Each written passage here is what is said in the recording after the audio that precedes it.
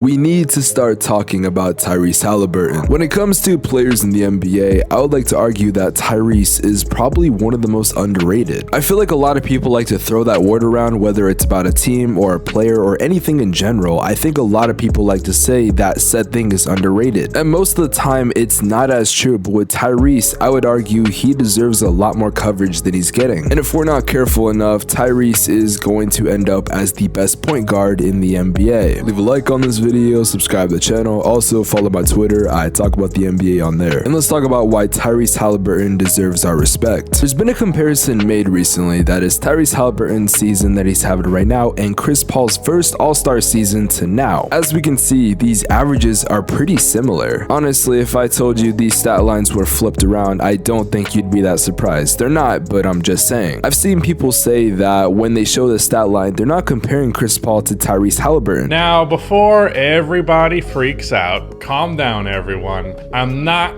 directly comparing Tyrese Haliburton to Chris Paul, even though the intro is pretty directly comparing him to Chris Paul. But I don't actually mean that necessarily. Well, I am. In fact, when I think it's all said and done, I think Tyrese will be better. I think the two things that people differentiate these players on is defense and the scoring. Obviously, Tyrese Haliburton is by far a better defender. Whether you want to say it's because of his height or just the simple fact that Tyrese is a better skilled defender. Regardless, on defense, I don't think the conversation is close. I think Tyrese is by far better, and I think most can agree. But what I think is interesting about Chris Paul is many people can call him a superstar. Not now, obviously, but at least at one point in his life, he was a superstar. Now, the other thing is also scoring, and if you look at Chris Paul's averages, he doesn't average as much points as you would think. And it's not that he can't score. I think when Chris Paul really wants to, he can get in a rhythm and take control of the game. I think a perfect example was last year in, I believe, Game 6 of the playoffs, where Chris Paul had the best game of his life as a Sun. He shot perfectly, and he was the real reason why the Suns were able to beat the Pelicans. But I think we can all agree, when we look at Chris Paul, we're not looking at his scoring ability, we think about his playmaking ability. I think we also look at the basketball IQ of Chris Paul, and also the fact that he's the most petty guy in the NBA. Now, only 2 times in Chris Paul's career has he averaged over 20 points, unless you want to count in 2011 when he had 19.8, we can round that up to 20. So now we have 3 times in Chris Paul's career where he's averaged over 20 points per game. So I think it's fair to say that Chris Paul is not the best scorer. Now, so far into his career, Tyrese Haliburton has not averaged over 20 points per game in a season. Now, granted, Tyrese has only played for 3 seasons, and I'd actually argue this is going to be his first season averaging over 20 points per game, as he's averaging about 19.5, and the Pacers are doing pretty well. So while Chris Paul is not the scoring type, I could definitely see Tyrese Haliburton becoming that. So why am I comparing these two players? Well, first of all, we're seeing in Indiana that Tyrese Haliburton has really become a playmaker. He knows how to get his teammates in the best situation to score, and it shows. He's averaging 11 assists per game this year, which, if you couldn't tell, he actually leads the NBA. But I get it, there are some players who inflate their assist numbers, whether it's on high pick and roll opportunities, which I'm not mad against that, or players that only care about assists to get their triple-double numbers up, not because they're trying to win the game. Yes, I am talking about Westbrook. But it's not just the assist numbers that impress me, it's the assist to turnover ratio. If we look at the top 10 players in assists and we compare their assist to turnover ratio, he has the least amount of turnovers. I think this is something interesting to look at because it just shows that Tyrese Haliburton can put up high assist numbers but not have that many turnovers. I think some people forget that at the end of November, Tyrese Haliburton had a 3-game stretch where he had 42 assists and 0 turnovers. I may be remembering this wrong, but I feel like that's something that Chris Paul did not too long ago. Maybe to not that degree, but it was pretty close. Now look, I'm not saying Tyrese Haliburton and Chris Paul are on the same level right now. Prime Chris Paul is gonna go down as one of the greatest point guards of all time. I'm not saying Tyrese is there, but when we're looking at his first actual season where he's being used as the #1 option and he's seen as a key player for this team, not just some kid that just got drafted, we're finally seeing what Tyrese Haliburton can do. And I gotta say, it's very impressive. Tyrese is averaging averaging about 20 and 11, and he's doing it on pretty high efficiency numbers. Also, I feel like I needed to talk about this, but Tyrese Haliburton has the highest assist percentage. For those of you that don't know what that is, basically it's every time Tyrese Haliburton passes the ball to his teammates, do they make the shot? And so far this season, and it's not even close, Tyrese Haliburton has a 50% assist percentage, which means 50% of the time that he passes it to his teammate and he takes the shot, he's gonna make it. Which all that does is just prove my point that he puts his teammates in the best situations to score. They're not taking dumb shots, they're not trying to get his assist numbers up, they're trying to win games, and Tyrese is putting them in the best situation to do that. Like I said earlier, there are players that try to inflate their assist numbers, but Tyrese is not doing that. If the Pacers weren't even in the playoff hunt, but yet Tyrese was averaging like 20 and 11, I wouldn't care. The Pacers are winning right now, and Tyrese's playmaking ability is one of those reasons. Now, I want to ask you this question. Is Tyrese Haliburton an MVP candidate? No, I don't think he can win it unless he went on some crazy run where he's averaging like 35 points per game and like 15 assists, and the Pacers were like the 1 or 2 seed, then I think that would definitely be safe to say, but that's pretty unrealistic. But I think he should at least be entered in the top 7 conversation. Not a whole lot of people are really giving him credit to say he could be an MVP candidate except one person. Kendrick Perkins did do a top 5 MVP candidate list, and he had Tyrese Haliburton at number 5, but that's really about it. Now, I'm not saying he should win the award and that he's going to, but if I'm being honest, I don't think I've heard many people talk anything about Tyrese Haliburton, whether it's for MVP or just the fact he's having a historic season. Right now, he's playing on a level that most point guards will never reach, and I think that's something to speak about. Now, I do also want to touch on his scoring, because there is one thing I don't like about Haliburton's game that if he fixed, I think he'd be averaging like 25 and 12. Tyrese is not exactly an aggressive guy. I've seen multiple examples where he just tries to avoid all contact, and listen, sometimes there is context. Tyrese is a good scorer, so he's able to bring in a lot of defenders' attention, and he can use that to maybe pass it to one of his teammates to get a bucket. Remember, he's averaging 11 assists per game, so something like that would definitely make sense. But I feel like if Tyrese was a little more aggressive when it came to driving and he was okay with taking contact, for one, he would get more free throws, and those free throws would lead to point opportunities. And Tyrese is a pretty efficient free throw shooter, so I don't think him making them would be that much of a problem. Like I said, if he took just a little bit more contact and he was a little bit more aggressive with his driving, I think he could be a better player. But I don't want to be too critical of his offense because he's a pretty good shooter, he's actually not bad at mid-range jumpers, and he definitely can create his own shot. I also think he is one of the most flawless players in our game right now when it comes to the pick and roll. Also, I think we need to remember he's only 22 years old. I've talked about some players in the past with their development, and I've said, hey, they're about 25, so they're reaching to that age 27 mark where they're gonna hit their prime. But Tyrese is only 22 years old. For a 22-year-old, I think in the NBA's history, there hasn't been a smarter person at that age when it comes to basketball IQ. Now, I could be wrong, maybe like Magic Johnson had a better IQ than I'm not entirely sure. And if he's not the best, he's definitely up there. While some 22-year-olds would be getting out of college or they'd be coming out of their rookie or sophomore season learning as they go on, Tyrese is already 22 years old, and we've seen that he has the IQ to go far. Watching him run the offense and find his teammates open is a beautiful thing to watch. I also think his offensive game when it comes to scoring will develop as time goes on, and I think one day he's going to be a 25 points per game scorer. Also, Indiana is a very young team, so don't be surprised in like 3 years if they're a consistent 1 or 2 seed in the East. Remember, the NBA is in a spot right now where it is wide open. There's no real certainty on who's going to win the finals and who is going to be the next it team.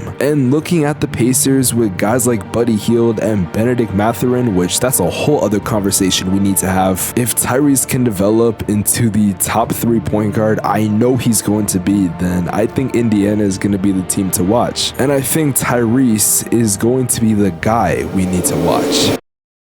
Niggas watching, I know that my nigga ain't giving no fuck if my crew ain't paid. I got a 30, my nigga got 50, that's 30 for 30, yeah, 60 for 20. Back on the block when these niggas, they see me, they know we was dirty, but now we get money. We pulling off double law, Hellcat, Limbo truck, say you niggas ain't ready.